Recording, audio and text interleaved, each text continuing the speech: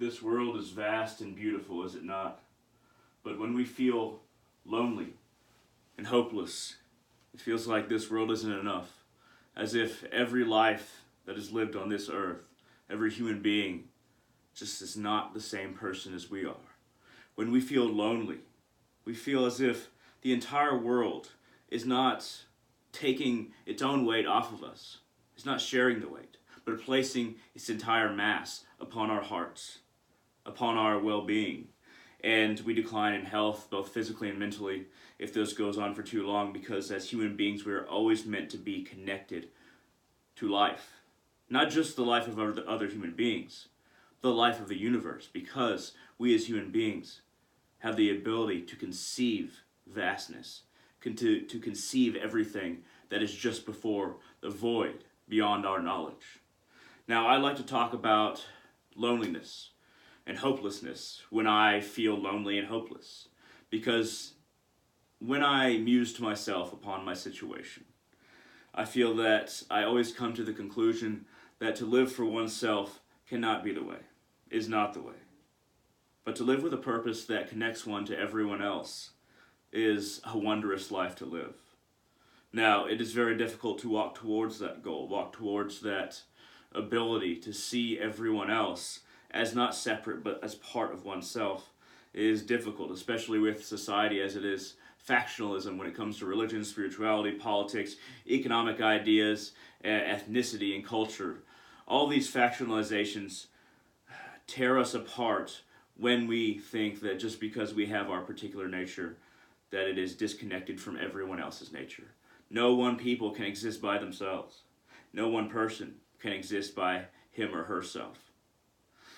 When we look in the mirror, we see skin color. We see, judgment. We like to judge our physical appearance and anything we feel guilty for that we have done based on our internal actions, reaching out into the external world.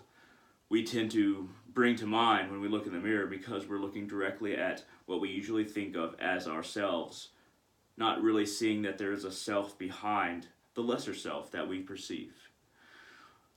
No religion, no society can teach you what you must know about yourself. It must be found by you. Now, I have my own particular loneliness and hopelessness at times, and on days like this, and it's mostly related to my romantic relationships that have gone south, that haven't worked out.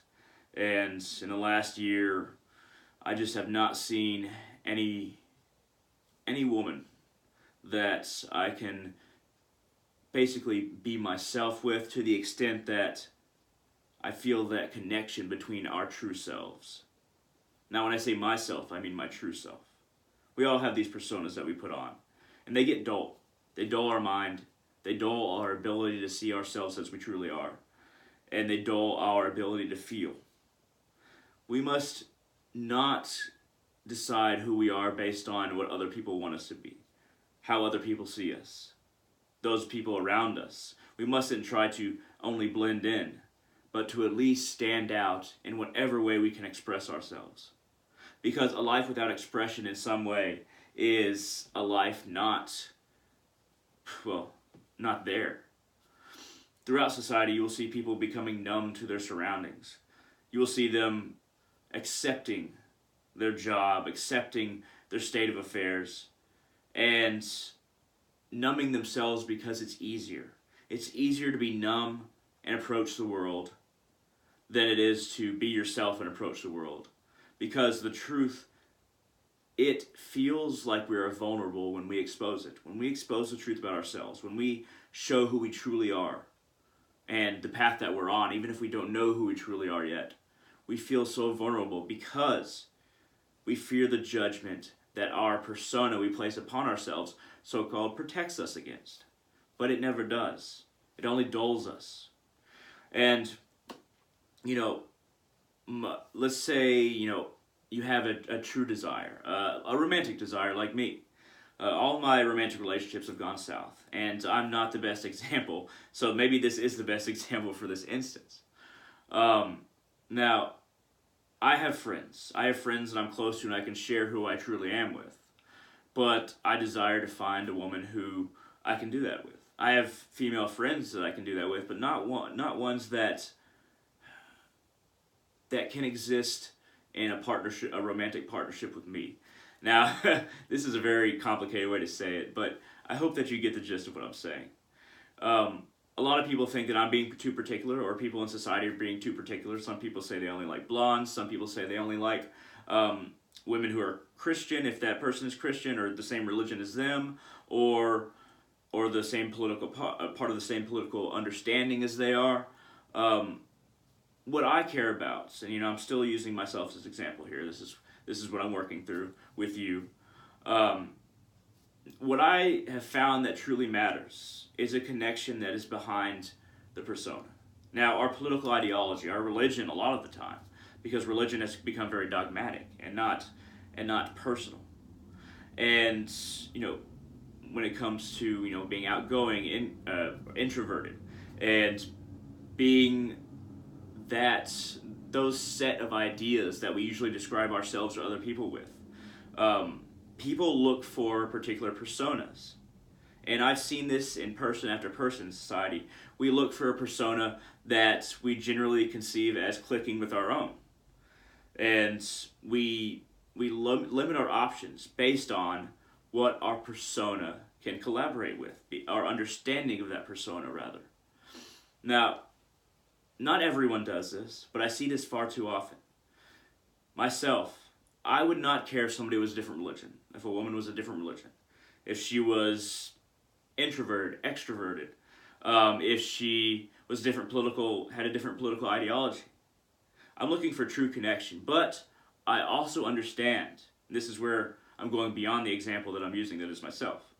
I also understand that the true unification that human beings desire has nothing to do with romance in particular, nothing to do with physical contact. Human beings, what we truly need is to have not only a feeling, but an actualization of a union with the universe. Now, this connection is almost never found in any percentage of people on the earth at any given time. It's very rare. But what we all truly crave is not to have, a partner or a wife or a husband and a nice house and kids and a dog and then just working through our lives and raising our family. There's always, and I've observed this in so many people, and I could be wrong, but this is my opinion. This is just my opinion. I feel that we're creating an environment that we believe we can be comfortable in, that we believe will fulfill us, without really hitting home when it comes to our soul's mission, our soul's understanding of itself in relation to every other soul, and realizing that ultimately all souls are one. Now, in this world, it feels very difficult to focus on spirituality, God, the gods, spirits, different traditions, whatever you believe in.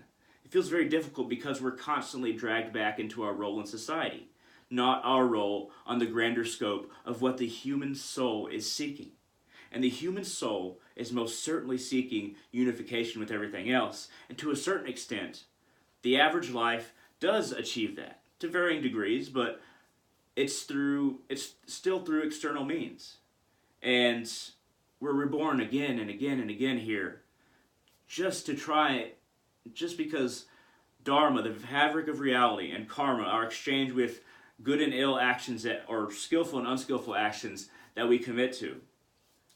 We're born here again and again, and have these exchanges with reality and karma to edge us towards understanding that it is not just about unification with, a partner in life, and then, of course, our family and kids, appreciating and raising up our children. It is also, and more importantly, about that which not unifies us just with a small circle, but the grander circle, the infinite circle, if you will, if that makes any sense. There is an infinite circumference that allows us to merge with infinity just before we reach God. And once we finally reach God, then this body is no longer necessary. But I'm talking about moksha, enlightenment, freedom, infinity. Achieving this is what reality is trying to get us to accept. Trying to work us towards that by showing how certain things that we experience in life either give good or bad experiences as a result of the actions that we take. Even the actions within ourselves that we take, that we accept, have an exchange with Dharma through karma. If we constantly think hateful thoughts, our body will degenerate faster than if we constantly thought not necessarily happy, but contented thoughts, trying to understand things logically and compassionately instead of aggressively, passionately towards the wrong side of the spectrum, and embracing those negative emotions which spend our life force, our prana, more quickly than it has to. More quickly we die because the soul, the anti-material particle, is trying to get out of the material. And if we do not embrace certain aspects of the soul and try to work towards it, then we will die faster. Because it's easier for the soul to break out of its casing, because it wants to break out more and more and more, the more that it tries to be confined to material existence. Now, I'm going off topic here, but when we feel lonely and hopeless, try not to bind yourself to your conception of what human life is. Try to understand human life in a way that you simply haven't picked up from the people around you. Try to branch out into different spiritual traditions, different practices, and most importantly, meditate and look upon yourself, even if it's not just sitting meditation, but constantly try to find the source of the consciousness that is looking through your body, through the platform that it exists in. And consciousness can be compared to the soul. Now, the human body is a receiver of consciousness and soul, not the producer. Now, if we die, if this body dies, no matter how it dies, the consciousness will move on, the soul will move on. What is destroyed is something we borrowed from the earth, and that was going to go anyway. So if we can embrace the universe in a symbiotic relationship, and especially human beings with an understanding that we're all part of the same thing, and let's work together and work out this thing we call humanity, then loneliness won't have a chance. Hopelessness will be foreign. And I haven't achieved that yet, but I hope to in the coming days. I hope to as I progress along my spiritual path. And days like this don't happen as often as they used to for me, but they still happen. I am by no means an exemplar of the virtues that I'm proposing at this time, that I'm trying to explain at this time. Virtues that are a boat that will lead us across this abyss of isolation that is material existence. Embrace your spirit, embrace your soul, your life. Embrace that consciousness just behind your eyes, but also just behind your brain. Loneliness won't stand a chance. Hopelessness won't either. This is how I choose to view this day and this pain, and I hope that it has helped you in some way. Thank you very much for watching. If you want to support me on Patreon, look it up on www.patreon.com/darkrealist, capital D, capital R. I'd greatly appreciate any contributions. I have not monetized my channel, and I hope that if you thought this was interesting, hit that thumbs up down there and feel free to drop a comment or two if you have anything to say. All of you, look up, because we will find each other.